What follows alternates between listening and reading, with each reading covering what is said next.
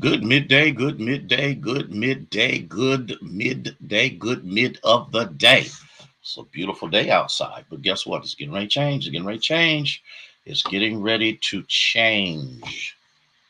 Some rain coming, some winds coming, but guess what? It's still all right. This is the day that the Lord has made. We shall rejoice and be glad in it. And so, with that being said, we want to welcome you one and all to this moment of a Friday snapshot. And so, we're grateful to God for you, one and all. Linda, how are you? Good midday to you, dear. And so, we're glad. We're glad. We're glad. We're happy. Let me grab my water real quick. So, I'm thankful to God for the honor and the privilege to be able to come and to share. Katrina, how are you? Jemison, Minister Sarah, bless you for being here with us on this great Friday. A wonderful Friday, a wonderful, wonderful, wonderful Friday. And so for that, we bless his name. Cora, how you be? You being good? You know, I'm gonna have to ask Anthony because he'll tell me the truth, the whole truth, and nothing but the truth. Laverne, thank you for being here. Kathy Wilson, bless you for being here with us on today. Got a couple of things running around. Went down to be with Jamar in the homegoing celebration of his aunt, and for that we are grateful to God. Elder James, thank you so much for being here, sir. Thank you, thank you, thank you for sharing, Cora. We appreciate that, and we appreciate you, one and all, for being a part of this moment of learning, this experience that the Lord is about ready to impart upon us so that we can be what God has called us to be. And with that, we bless his holy name. Cora, hush. You got that kind of control, girl. Okay, I'm done with it. I ain't got nothing else to say. I have nothing. Kathy, tell Mahogany we said hello. Yes, I am drinking my water. I got it right here. The first one I've had today because I've been kind of busy and I'm trying to get a few things done and move on from there. Minister Faye, how are you? Glad that you're doing well. Glad that all is as well as it is. And I'm trying to find something else. Tom, good to have you here with us today. And for that, we give God glory and praise for each and every one of you. I'm holding it down the best I know how. He is the I'm gonna tell him you was talking stuff too. Okay, but we are grateful and thankful. So as those have done, you can share on Facebook. You can also share on YouTube as we have come together to learn, to grow, and to become what God would have us to be. I'm just kind of waiting to see what's happening here and to go from there. Glad that you are much better. We have been praying for your health, that God would restore and provide for you what you stand in need of. Gladys, how are you? Thank you so much for being here. Nancy, you being good or you cutting up? Which one is it? And I want you to tell the truth, the whole truth, nothing but the truth. Tell the truth. I just wanted to make sure. Okay. It is a beautiful day. The sun is shining. Walk down the Mason's funeral home, walk back. Um, I still got a whole long way to go to get the rest of my steps in for today. And I've decided that I ain't doing but so much today. That's the end of the conversation. I've had a long week. I've had a long couple of months, and I'm just gonna do what I need to. And how are you? Let me give you a news flash. Raymond, Bernice, thank you for being here. Or maybe I can pose it to you in the form of a question. Do you really know how favored you are. Thank you, Janice, for letting us know that our presentation is in order. He wasn't feeling well, okay? We're praying for him. Listen, do you know that favor can do what your resources can't reach? Ooh. Do you know that favor can open doors your money can't? Do you know that the favor of the Lord is so powerful that it may be working on your behalf and you don't even know it? Cynthia, thank you so much for being here. Bless your heart. I haven't read your message, but I'll take a look at it. I saw it popped up. Listen to what I'm saying. I believe that many people operate on a daily basis. Doe, how are you? And have no clue how the favor of the Lord is actually operating in their lives. Timothy, bless you for being here. Thank you so much. I needed to get that out there because sometimes we whine about stuff and we whimper about things and we don't really understand that much of the things that happen in our lives, many of the opportunities that come our way, the financial breakthroughs and the things that happen are not predicated upon your own capability, but God gives favor. Because we're talking about prayer, we're talking about praying to God, we're talking about trusting God. And in the midst of this, we're going to look at this Nehemiah moment. Nehemiah. Christine, how are you? I want to talk about this Nehemiah moment because, how do I want to say this? God, Rosabelle, dear, how are you? God sometimes places us in tumultuous moments to prepare us for triumph. God sometimes puts us, Winnie, in tumultuous moments to prepare us for triumph. And the thing about it is, God does it more than what we realize. I wish I had 5 people that's catching where I'm coming from. And I can testify to this throughout my own life. Denise, how are you? Linda Brown, bless you for being here. Because every elevation of opportunity that has ever come into my life did not show up without some detrimental moment, issue, challenge that has come my way.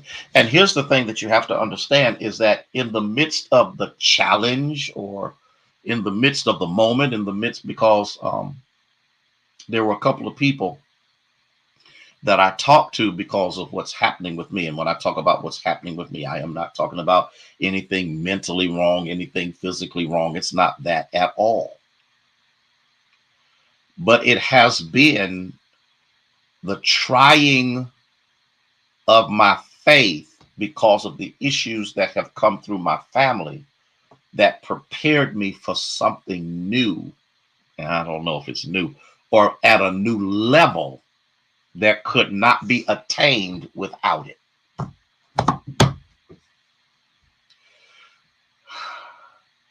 When I went through those moments of surgery, I didn't realize, and some of it was because of my own ignorance. What I didn't realize was those moments were prepared. God uses even our own stupidity, and I'm talking about me because some of the stuff that I did in my life could have been taken care of, but my own stupidity said, "Oh, put it off, put it off, put it off." Pamela, how are you? And the issue was, God said, "Okay, I'm gonna use your put it off to put you up, to set you up, to prepare you for something." And so I'm gonna let you go through this so that you'll know who I am and what I'm doing.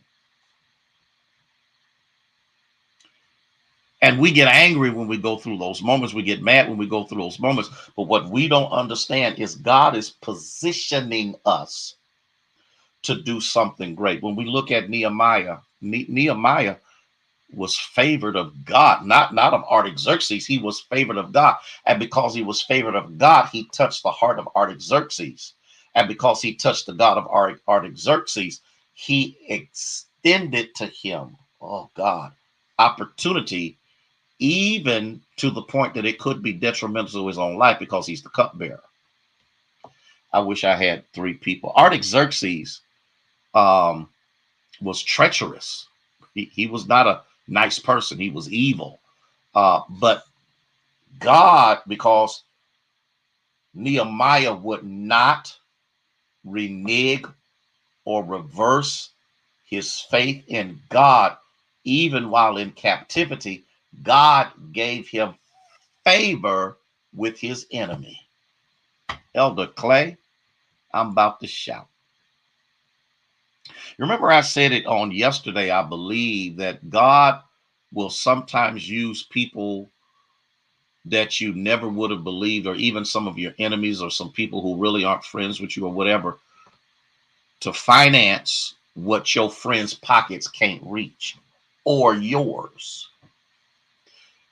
So Nehemiah has favor. Nehemiah has strong determination. He has faithfulness, and he has character. Listen to what I'm saying. Because when God exalts you or gives you favor, he can't afford for you to change. Now, let's talk about this for just a moment. How many people do you know that when they were broke and poor and despondent and dependent, they were good people, nice people, had time for you, but when they ascended the ladder of success, their character changed. Their way of dealing with you changed. The way of dealing with people changed, because now I'm among aristocracy. Now I'm among the elite. And so because I have, hey, Rhonda, because I have now excelled to a higher level financially, job wise, or whatever the case may be, I ain't got time for small people no more, because I done forgot that I used to be a small person. You can ask people to this day, as I still crawl along the floor, okay? Daryl, I'm trying to tell you, and do things. And when we at the state convention, I'm still hooking up cameras. I'm still running cables. Now they fuss at me, but I still do it. They will tell you he has not changed. Though I have different levels of positions, I'm on different boards, I do all of this kind of stuff, I have not changed because of elevation. And so when you have true character, the more that God gives you, the more you stay in the position that God found you, brought you, and developed you, as you excel into something even greater. So he was determined, he was faithful, and he had character. The thing that you have to understand is that in order for the Lord's favor to happen in your life, you have to have a healthy will. You have to have a healthy outlook, and you can't be focused on what's bad, because God has placed you even in a bad situation to show his goodness. I hope I'm helping somebody. I hope I really am. Okay. God wants us to grow so we become clear-minded, which means we're not foggy, we're not ambiguous, we're not wishy. You ever run into somebody that you ask them something, and then you turn around and ask them the same thing, and they done change that, or you ask them something and they done change that. So God says, I need you. I'll place you in a position to, Lady Bowling, how are you? I'll place you in a position to kind of shave off some of that madness in you, so that you can hear me clearly, so that you will know my voice. Ida, bless you for being here. And in the midst of knowing my voice, you will also know my direction.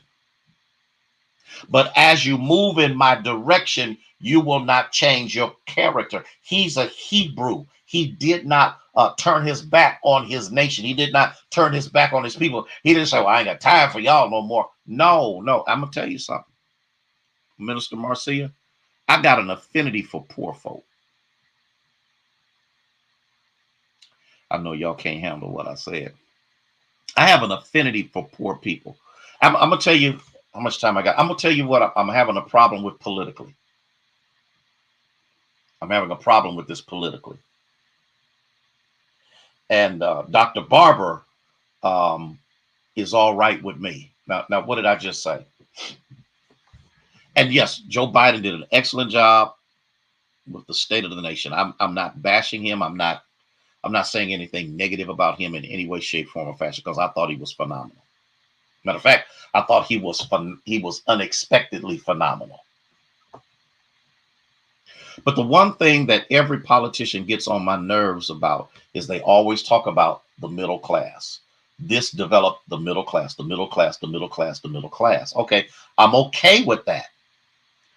But what opportunities are you providing, Valerie, for the lower class to become middle class? Because the dynamics have changed. The mills are not doing what they were doing. The auto industry is not doing what it's doing. Automation has taken over. So what is taking place? What is happening that you will allow those who are making minimum wage, for those who didn't go to college, but they went to trade school, they did what they needed to do.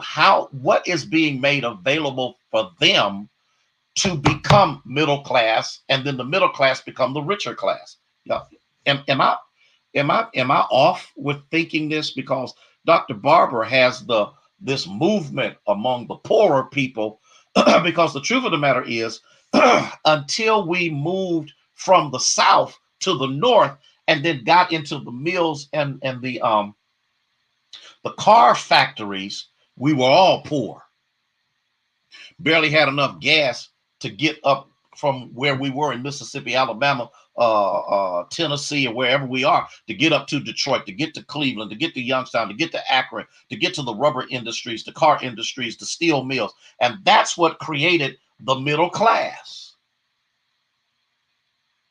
But now that all of that is not available to us as it used to be, what are people doing to take the lower class to move them to middle class? Here's a situation where God took one person of a lower class because he's a slave. And in the midst of him being a slave, God moved him to the middle class so he could wait on Artaxerxes, because the purpose behind his existence, or coming into what he came into, was to rebuild a nation. Lord. And I think the reason that many of us can't think outside that box to recognize that God wants to do something greater in your life where you are is because you're so busy looking at what's not happening rather than listening to the voice of God. God wants us clear-minded, strong-willed, determined to hear the Lord and obey the Lord. One of the major problems that's going on right now is everybody hearing, but they ain't willing to obey, because to obey means to move in directions that could be tedious and treacherous.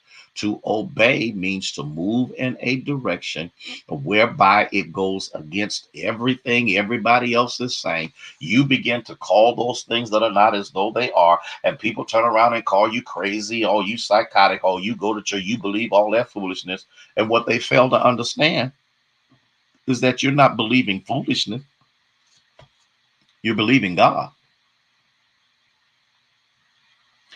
And so in order for us to do that, we have to have those determinations so that we don't falter under pressure.